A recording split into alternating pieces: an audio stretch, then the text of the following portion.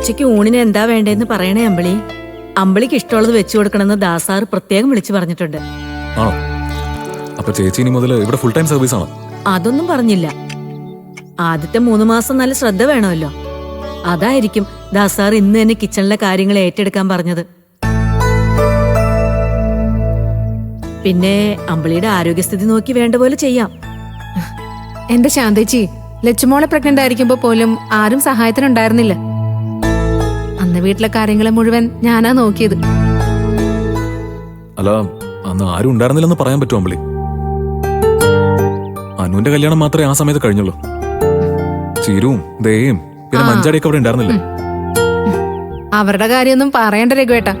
അവരുണ്ടായിട്ടെന്താ? ചീരു വല്ലതും സഹായിച്ചാലായി. ദയയുടെയും മഞ്ചാടിയുടെയും കാര്യം കൂടി നോക്കേണ്ട അവസ്ഥയായിരുന്നു എനിക്ക്.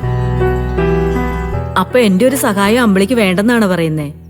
അയ്യോ, അങ്ങനെയല്ല ചേച്ചി. കുറച്ചു ദിവസം എന്തായാലും ചേച്ചി ഇവിടെ വേണം. ശരിക്കും പറഞ്ഞാ എനിക്കിപ്പോ മാനസികമായിട്ടും ശാരീരികമായിട്ടും ഒട്ടും വയ്യെന്ന് തന്നെ പറയാം. അതിപ്പോ ഒരാഴ്ച റെസ്റ്റ് എടുക്കുമ്പോ ശരിയായിക്കോളും. ചേച്ചി, അമ്പിളി ഇങ്ങനെയൊക്കെ പറയും. ലച്ചുമോളെ നോക്കുന്നതിനിടയിൽ വീട്ടുകാര്യങ്ങളൊക്കെ നോക്കാൻ പറ്റുമെന്ന് എനിക്ക് തോന്നുന്നില്ല. അതുകൊണ്ട് ദാസങ്ങൾ പറഞ്ഞ പോലെ ശാന്തേച്ചിന്റെ കാര്യങ്ങളൊക്കെ നോക്കിയാൽ മതി. ശരി. അമ്പിളിക്ക് ഉച്ചയ്ക്ക് ചോറിന്റെ കൂടെ മീൻകറി മതിയല്ലോ അല്ലേ? അയ്യോ ചേച്ചി, എനിക്ക് എന്തായാലും മതി. ചേച്ചിയുടെ ഇഷ്ടത്തിന് വിട്ടേക്കുന്നു. ശരി.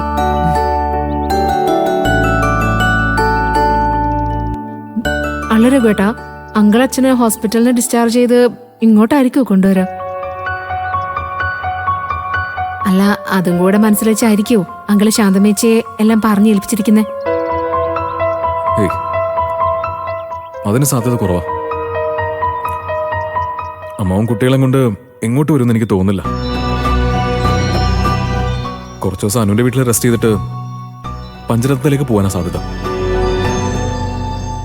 അല്ല, നിന്നെ സഹായിക്കാൻ ഇവിടെ ആരെങ്കിലും വേണ്ടി വരുമെന്ന് ഞാൻ അങ്കിളിനോട് സൂചിപ്പിച്ചിരുന്നു.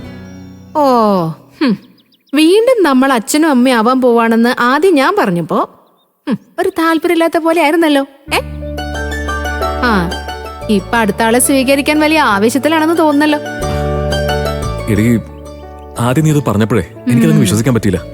മനുഷ്യന് ബോധമില്ലാത്ത സമയത്ത് ഇങ്ങനെയൊക്കെ കാട്ടിക്കൂട്ടെന്ന് വിചാരിച്ചോ? ആ, ഞാൻ പറഞ്ഞപ്പോഴെങ്കിലും ഉപബോധ മനസ്സിൽ അത് തെളിഞ്ഞത് എന്റെ വയറ്റിൽ വളരുന്ന കുഞ്ഞിന്റെയും ഭാഗ്യം. അല്ലെങ്കിലേ ഞാൻ വല്ല DNA ടെസ്റ്റിനും പോവേണ്ടി വന്നേനെ. തമാശ തമാശ.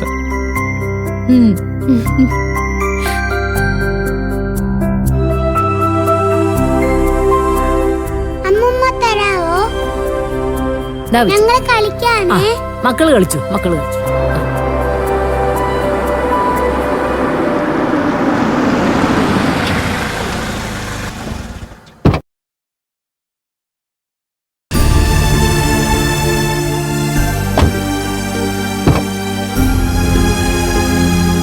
അനുമോളെ, ദേ മാഷ് വന്നു. മക്കളെ, ദേ മുത്തശ്ശൻ വന്നു.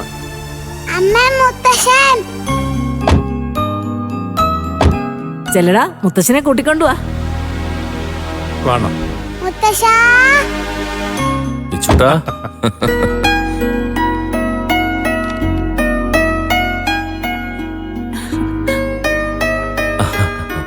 അച്ഛാ, ഇപ്പൊ എങ്ങനെയുണ്ട്? അച്ഛന് കുഴപ്പമൊന്നുമില്ല മോളെ.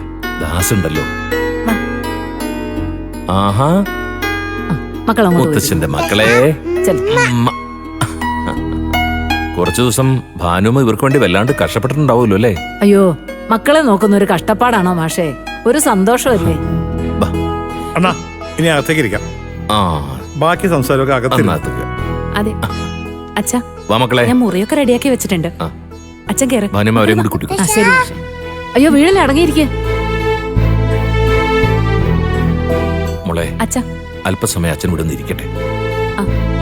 ഹോസ്പിറ്റലില് പോയപ്പോ മുതലേ ഒരേ കിടപ്പല്ലായിരുന്നു. അതെ. ദാസേ, നീ കൂടി ഇങ്ങോട്ട് ഇരിക്കേ. മോളെ, അണ്ണന്റെ ട്രീറ്റ്മെന്റ് റിപ്പോർട്ടും മെഡിസിൻ. ഇനി അങ്ങോട്ട് കുറച്ചു ദിവസം മരുന്നൊക്കെ നീ തന്നെ എടുത്ത് കൊടുക്കേണ്ടി വരും. അതൊക്കെ ഞാൻ ചെയ്തോളാം അങ്കിൾ. അല്ല, എത്ര ദിവസം റെസ്റ്റ് വേണ്ടി വരുന്ന ഡോക്ടർ പറഞ്ഞു? അങ്ങനെ ഇത്ര ദിവസമൊന്നും കണക്കൊന്നും പറഞ്ഞില്ല. അല്ലെങ്കിൽ തന്നെ ഞങ്ങളൊക്കെ വിശ്രമ ജീവിതം നയിക്കേണ്ട കാലം ആയില്ലേ മോളെ. പ്രശ്നങ്ങളൊന്നും മനസ്സിൽ കൊടുക്കാതെ സ്വസ്ഥമായിട്ട് ജീവിക്കാൻ ശ്രമിക്കണമെന്ന് മാത്രമേ ഡോക്ടർ പറഞ്ഞുള്ളൂ. അതിനുള്ള സാഹചര്യം ഇനി നിങ്ങൾ മക്കൾ ഒരുക്കി കൊടുക്കണം.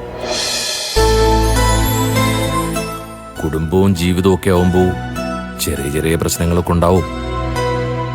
അതിൽ നിന്നൊക്കെ ഒളിച്ചോടിയാൽ കിട്ടുന്ന ആ ഒരു സ്വസ്ഥത അതെന്തായാലും എനിക്ക് വേണ്ട. ജീവിക്കുന്നിടത്തോളം കാലം മക്കൾക്ക് വേണ്ടി ജീവിക്കണം. അവരോടൊപ്പം അവരുടെ സന്തോഷങ്ങളിലും സങ്കടങ്ങളിലും പങ്കുകൊണ്ട് ജീവിക്കണം. സമയമാവുമ്പോ എല്ലാവരെയും കണ്ടുകൊണ്ട് അങ്ങ് പോണം. എന്റെ ആശാദ അങ്ങനെ തന്നെ ആയിരിക്കും എന്റെ ലക്ഷ്മി എന്നെ അങ്ങോട്ട് വിളിക്കുന്നതും. അച്ഛാ മതി, ഇനി പോയി റെസ്റ്റ് എടുക്കാം. അതേണ്ട, ഞാനും ഇറങ്ങാം. അണ്ണനെ 2 ദിവസമായി ലൈറ്റായിട്ട് പൊടിയിരിക്കാൻ ഞാൻ എന്തെങ്കിലും കൊടുത്താൽ മതി. വേണ്ടെന്ന് പറഞ്ഞാലും നിർബന്ധിച്ച് കഴിപ്പിക്കണം. എന്നിട്ട് മരുന്ന് കൊടുക്കാൻ പാടുള്ളൂ. നിന്നോട് പറയേണ്ട ആവശ്യമില്ലെന്ന് ശരി അങ്കിൾ. അണ്ണ ഇറങ്ങട്ടെ, പിന്നെ വരാം. എന്നാ നീ പോയി റെസ്റ്റ് എടുക്ക് ദാസ്. ഇന്നലെ രാത്രി മുഴുവൻ നീ ഹോസ്പിറ്റലിൽ ഇരുന്നല്ലേ? അതൊന്നും പ്രശ്നമില്ല, ഞാൻ സമയം കിട്ടുമ്പോൾ വരാം. ശരി, പറട്ടെ പനോമേ. ശരി സാർ. മോളെ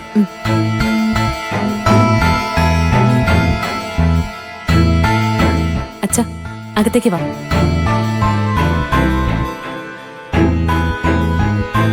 ഭാനുമേ, ആ ബാഗ് എടുത്തു വെക്കണേ.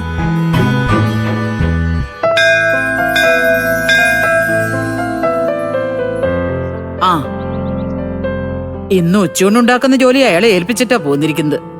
സോന വീട്ടിലുണ്ട്.